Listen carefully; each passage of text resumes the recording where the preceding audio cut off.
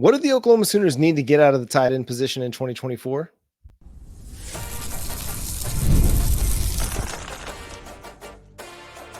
You are Locked On Sooners, your daily podcast on the Oklahoma Sooners. Part of the Locked On Podcast Network, your team every day.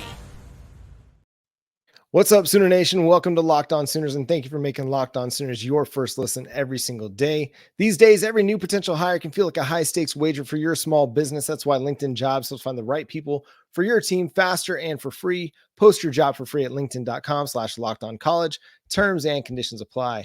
My name is John Williams. You can follow me on Twitter at John9Williams. My buddy here is Josh Helmer. You can follow him on Twitter at JoshOnRef. You can also hear him Monday through Friday from 9 to noon on the KREF Sports app, also covering all things Norman High School all through the fall and the spring, doing all sorts of stuff.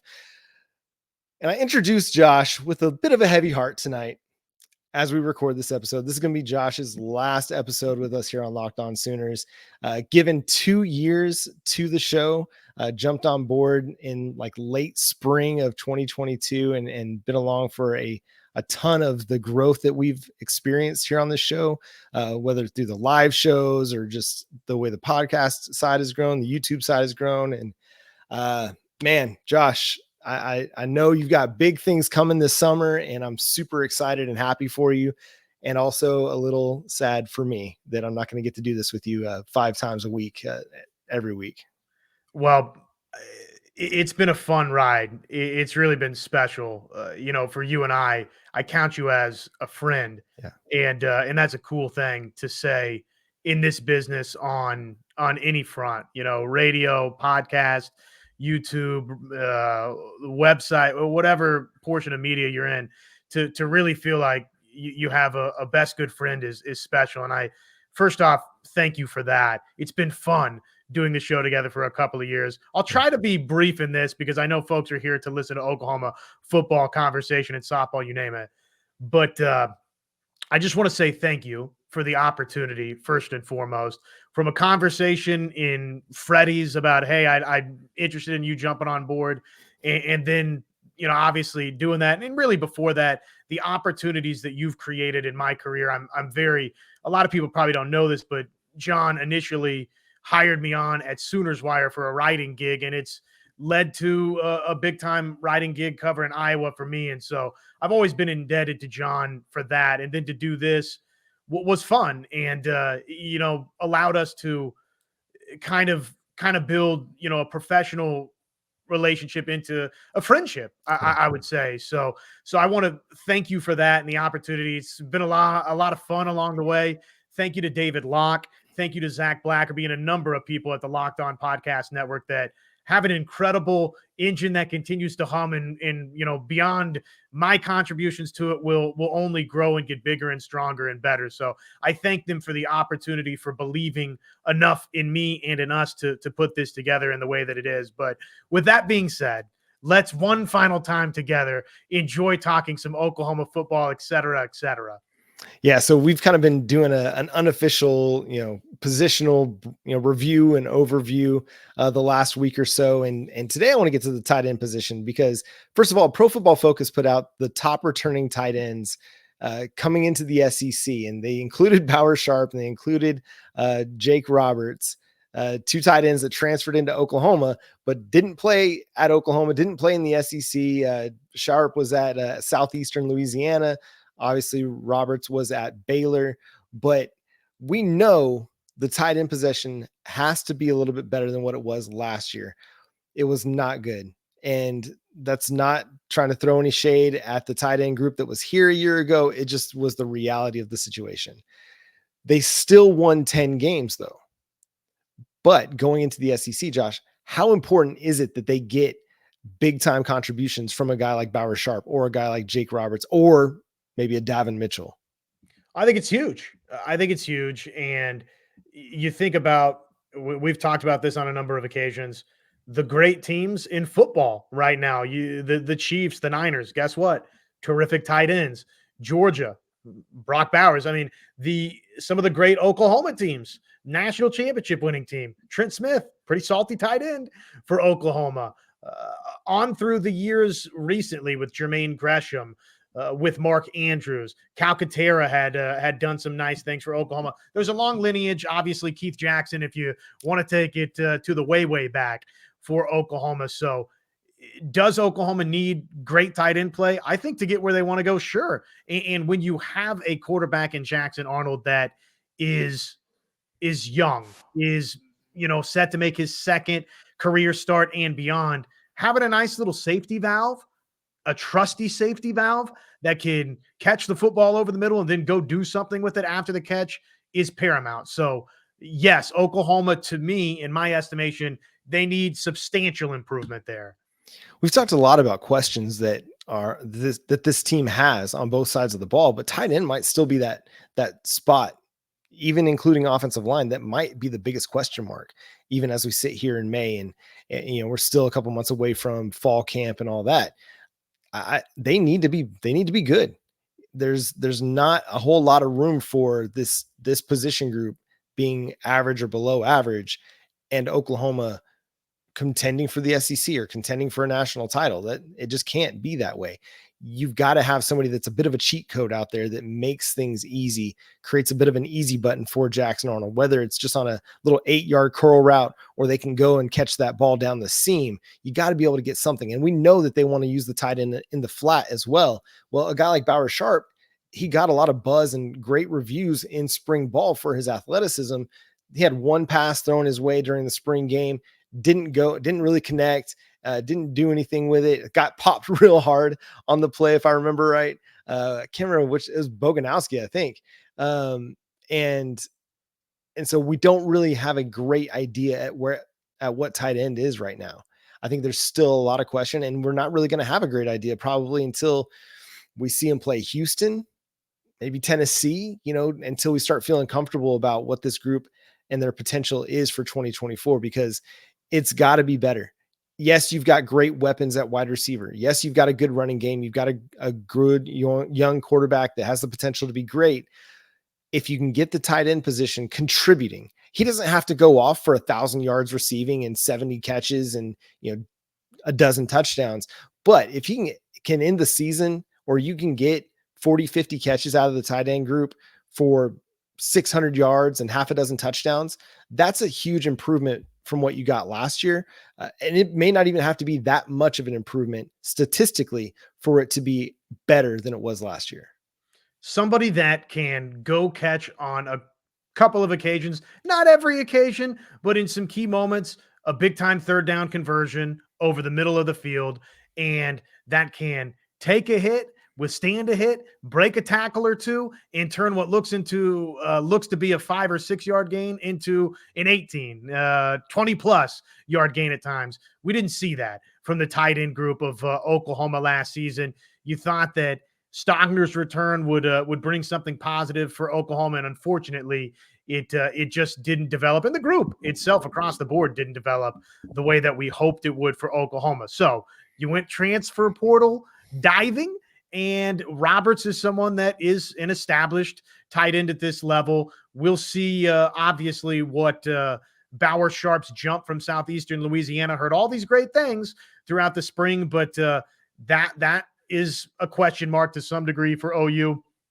How ready is Devon Mitchell? Can somebody like Helms be healthy and take a big step forward this year? McIntyre, how much has he grown in 1 year's time? You and I were standing there before last season started not Meet the Sooners Day, but that opening set of media day press conferences. And McIntyre, I mean, he looked like somebody that had just come from high school to Oklahoma. So I would imagine physically he's much further along. Can he help Oklahoma a little bit this season? We'll see. There's a lot of question marks in that group. It would behoove Oklahoma if they can find somebody that can be a difference maker, that again can go turn some looks like not a whole lot into a chunk play here or there, provide a safety valve for Jackson Arnold, and then open up the outside for the wide receivers, right? So you don't have all of the defensive attention on Deion Burks and on Nick Anderson. Give the defense one other thing to think about, because opposing defenses, they didn't have to think about tight end a whole heck of a lot last season. I just want to get through a game and not look at the tight end position and be like, man, it's almost hurting you having somebody out there right now. That's kind of what it felt like at times last year. Hopefully that's not the case this year, and they kind of pull their weight at least and are, they don't even have to be a great positive. Just be neutral. Just don't be a negative. Don't hurt the offense because of whether you a missed blocking assignment or a drop pass or just not able to get out in a route. Just go do something, please. And I think this is a group that does have the potential to go do something out there. It's not going to be Mark Andrews level production, but even if it's, back to Braden Willis level production, which was a good season. If they can get Braden Willis level production out of this tight end group, then I think it'll be good to go in 2024. The SEC is going to be pretty salty this year. You look at the USA Today Sports re-rank of the 1 to 134 teams in FBS, and it's pretty top heavy with the SEC. We're going to talk about that next, coming up here on Locked On Sooners. When you're hiring for your small business, you want to find quality professionals that are right for the role. That's why you have to check out LinkedIn Jobs. LinkedIn Jobs has the tools to help find the right professionals for your team faster and for free. It isn't just another job board. LinkedIn helps you hire professionals you can't find anywhere else, even those who aren't actively searching for a new job, but might be open to the perfect role. In a given month, over 70% of LinkedIn users don't visit other leading job sites. So if you're not looking on LinkedIn, you're looking in the wrong place. On LinkedIn, 86% of small businesses get a qualified candidate within 24 hours. Hire professionals like a professional on LinkedIn. 2.5 million small businesses use LinkedIn for hiring. It's constantly finding new ways to make the process even easier. They even just launched a feature that helps you write job descriptions, making the process easier and quicker. So go post your job for free at linkedin.com/lockedoncollege. That's linkedin.com/lockedoncollege to post your job for free. Terms and conditions apply. So the USA Today Sports 1 to 134 re-rank. That's one of my favorite things to look at every week during the season. And then obviously we get it a couple times in the off season as well. Well, the folks over there released their 1 to 134 re-rank. And at the top of that, it's pretty SEC heavy. You're looking at, obviously the Georgia Bulldogs are going to be at the top, but in the top 13 teams, there are 7 SEC programs inside the top 13. So we know what Oklahoma's schedule looks like, and we know that it's got a bevy of top 25 teams listed on it. But you go down the list, and it's Georgia at 1, Texas at 3, LSU at 6, Alabama at 7, Ole Miss at 11, and then Oklahoma at 12, Tennessee at 13. So just kind of wild that actually a lot of those or all of those are on Oklahoma's schedule aside from Georgia. It's going to be a bear. And we knew that with the SEC schedule for Oklahoma. And you look at, if it's the USA Today Sports ranking, eventually when we get 2 months down the road, you're going to get that initial coaches poll, USA Today Sports coaches poll. You're going to get that first Associated Press poll, and maybe it's a little bit north of 2 months, but you catch my drift. We're not too far away from getting those inaugural polls, those preseason looks, and it's going to be similar, John. So it is a schedule for Oklahoma that is, half of it's ranked teams, right? In probably half of the half, if not more, are top 15 teams, which that's different than most teams are going to be facing in college football this season. Oklahoma historically, it has a red October in its history in the year 2000. And there's probably, for my Sooner historians out there, they can probably find some other stretches throughout Oklahoma's history where if you looked at it on paper, you would have said, oh my goodness, how are we going to navigate this? And Oklahoma rose to the challenge. So I'm just excited to see how OU does respond to it, because I think as a fan base, there was a level of apathy that set in toward the Big 12 slate in some regards. There's no being apathetic to this SEC slate week to week, not from a fan perspective, certainly not from a player or coach perspective. It's a massive challenge Oklahoma has needed to get better, and at times has probably gotten by based on its offensive prowess that masked some of the reality for Oklahoma, masked some of the warts elsewhere for Oklahoma. Well, the wiggle room is gone, and I think that's a welcome change for most Sooner fans. Yeah, you're not going to be sleeping on anybody going into the SEC. It's not that, Kansas is showing up on the schedule and you're like going to overlook Kansas anymore. Yes, there's a Vanderbilt on the schedule every couple of years in the future, not this year, but you're not going to be overlooking South Carolina, even if they're not projected to necessarily have the best year. It's just you're not. Shane Beamer's a good coach with a good lineage with talented players. Nichols Harbor just ran set records in the 100 and 200 meter dash just recently. So like there's going to be talent throughout the conference that if you're not paying attention to and you're not careful, could jump up and get you.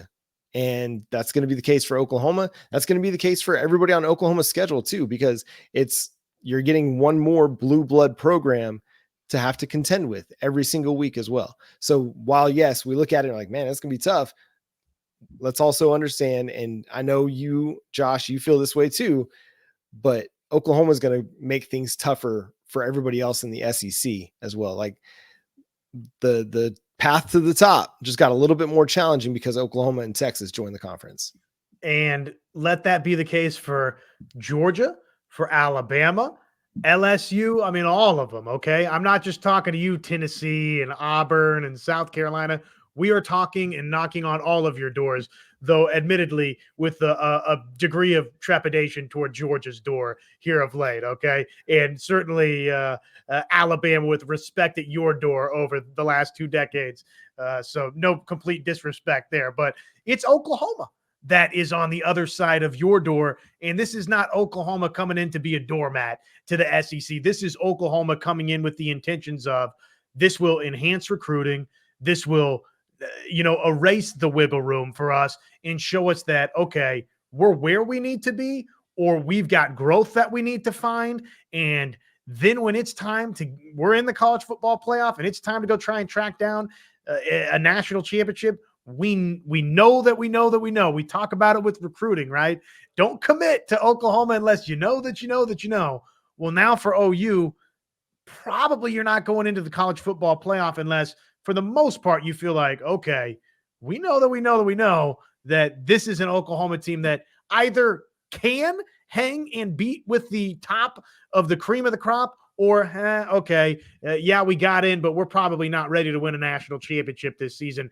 There's no more false belief for Oklahoma, and ultimately, that's a positive for OU is you're going to find out quickly where you stand, and judging off what Brent Venables' past looks like and what this program's past looks like, Oklahoma's going to find a way to rise to the top of that challenge, because that's the history of Oklahoma. Is it going to be immediate? Is it with Brent Venables? I think it's going to be with Brent Venables, but it's going to be at some point, and I can't wait to watch it happen in the SEC.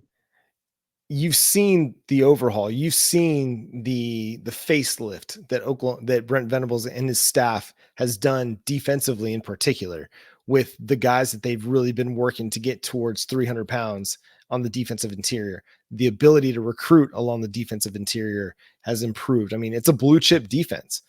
You've got a few 3-stars on that defense, but the guys that are going to be the biggest contributors this year, I think pretty much all of them are going to be blue chip guys.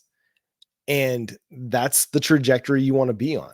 And each year they're adding 5-star talent to that group as well. So it's not just a bunch of low 4-stars either. There's elite premier talent. And Brent Venables had a mission when he came to Oklahoma, and that was to get this program to a point where it was ready to compete with the Alabamas, ready to compete with the Georgias, because he knows what it takes to go win a national championship against the SEC, because he did it twice. And by all accounts, so far, so good. Now we got to see what the results look like on the field, but based on what the depth chart's going to look like, everything's heading in a really, really positive direction. No doubt. And the one thing that was the most obvious thing for Oklahoma over the past 15 years, and that's too long because 09-10 you were pretty good, but the last 13 years is Oklahoma needs to continue getting better defensively. There's a season in there where you led the Big 12 in scoring defense with Strike and company, but even at times there was a layer of defensive dominance missing from Oklahoma, and that nastiness, that inflicting a fear that Oklahoma wants to do defensively, well, that's the blueprint for Brent Venables and company, and we think they're well on their way. Now, this season will go a long way in determining how much progress has truly been made or not made for Oklahoma based on the return decisions and the way you've recruited. But we feel for the first time in quite some time that across the board, the way they've recruited, the transfer battles they've won, the recruiting battles they've won, convincing guys to come back, Sean, that they're positioned to be maybe a little bit nasty defensively. And that's the part I'm most excited to watch unfold. Yeah, I think the fourth or the goal line stand against Texas kind of gave us the glimpse, right? We didn't see it the entire year. We saw it in spurts and at different points during the 2023 season. But it was that goal line stand against Texas where they had 4 chances from the 1 yard line and couldn't get in. I think that was the sign, right? That was the sign that this Brent Venables defense can be what it needs to be in order to help Oklahoma win a national championship. Team that's on the road to win a national championship, really 2 teams that could become contenders this postseason. Oklahoma softball, Oklahoma baseball had big weekends. Let's discuss what happened next here on Locked On Sooners. It's winner take all time in the NBA and in the NHL. And guess what? FanDuel's giving you a shot to bring home a big win of your own. That's right. Right now, new customers get $150 in bonus bets with any winning $5 bet. That's $150 to bet on spreads, money lines, player props, and so much more. And as we say, that 7.5 over-under win total from FanDuel, I still am loving on that over for Oklahoma. Those 9.5 points versus Texas. Yeah, Quinn Ewers, we see you're back. We see a weapon or two that you've added out of the transfer portal, but look, it's OU Texas in the Cotton Bowl. You're giving me 9.5 points to play with. I like that for Oklahoma just about any time in OU Texas. So visit FanDuel.com/lockedon. Make every playoff shot count. That's with FanDuel, America's #1 sportsbook.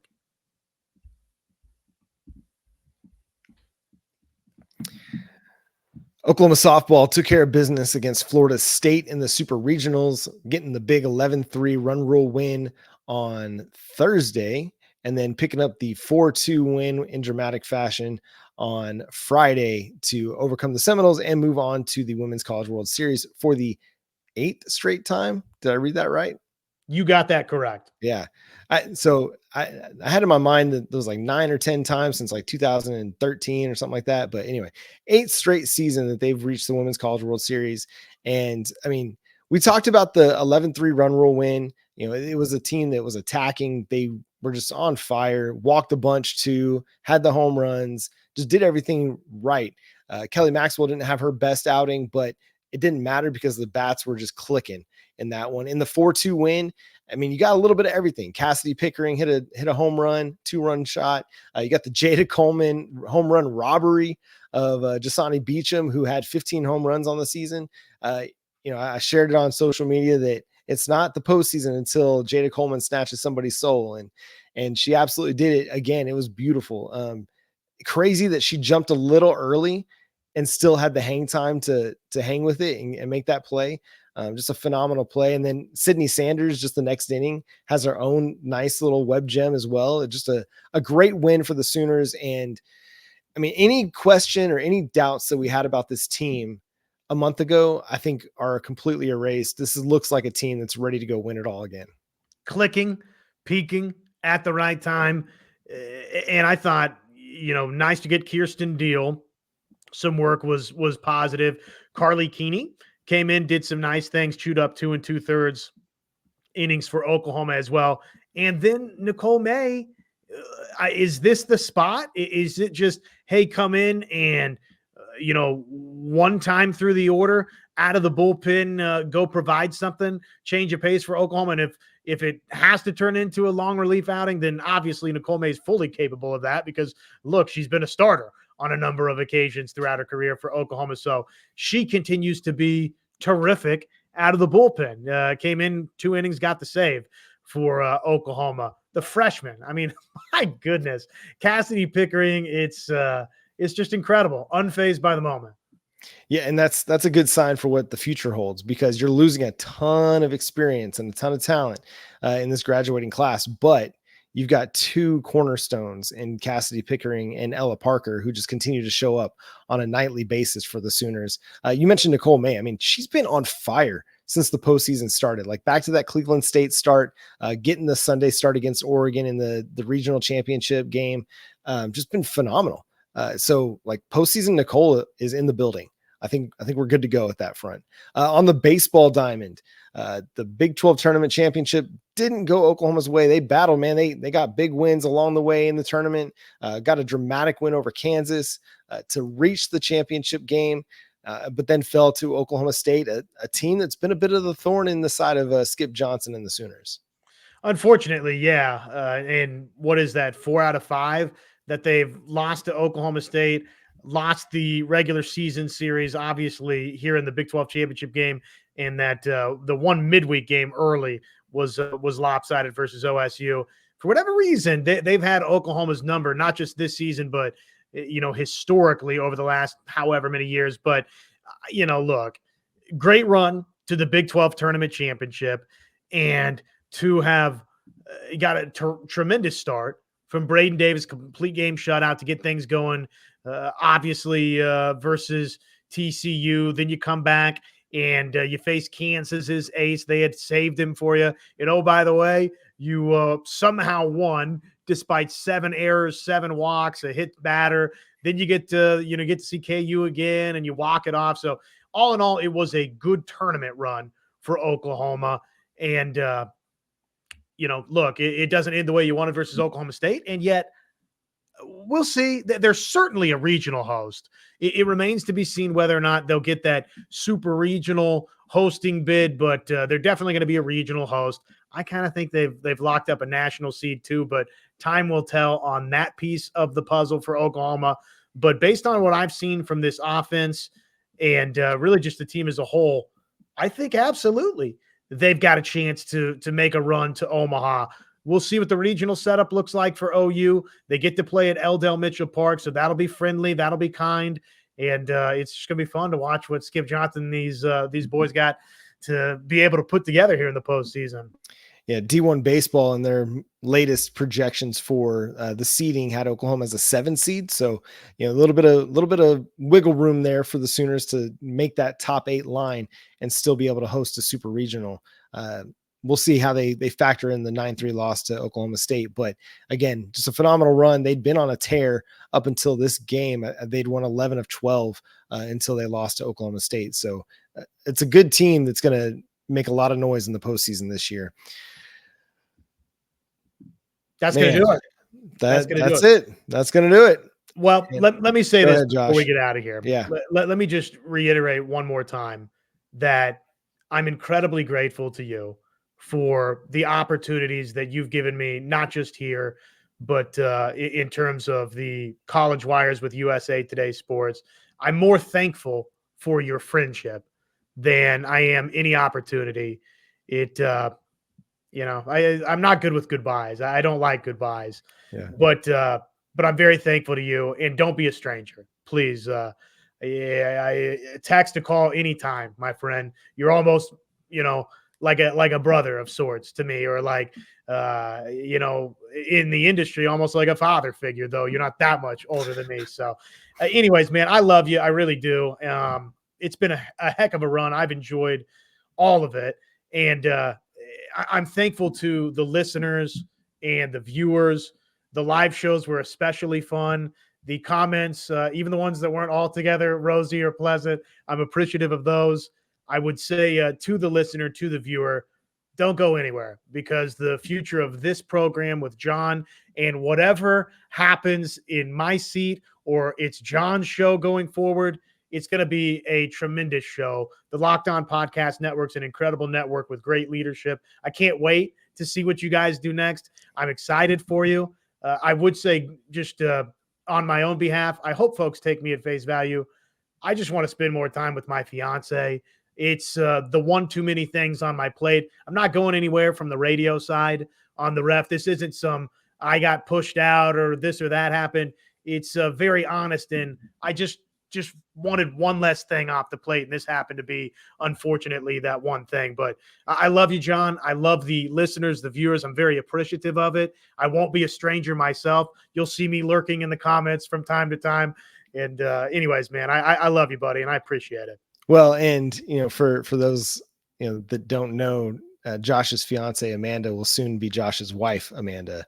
So that's exciting news. And he shared the engagement all on social media, but the date is coming soon. So no, man, we're happy for you. Audra, my wife, and I are just thankful to call you friend and excited for just your life with Amanda and just what you got coming. And it was a big spring for Josh. Got to do a lot with OU baseball, and man, who knows what the future holds for Josh. He's got himself a bright future. But dude, I'm thankful for you, and I'm thankful for your friendship and just what we've been able to do here together on this show. So thank you again for everything. Salute to all your time and talent being here. And I can't wait to listen to you and Plank on a regular basis as well, Monday through Friday from 9 to noon on the KRF Sports app. Check it out. But for the last time, he's Josh Helmer. Make sure you go follow him on Twitter at JoshOnRef and check him out Monday through Friday, 9 to noon, KRF Sports app. I'm John Williams. Boomer Sooner.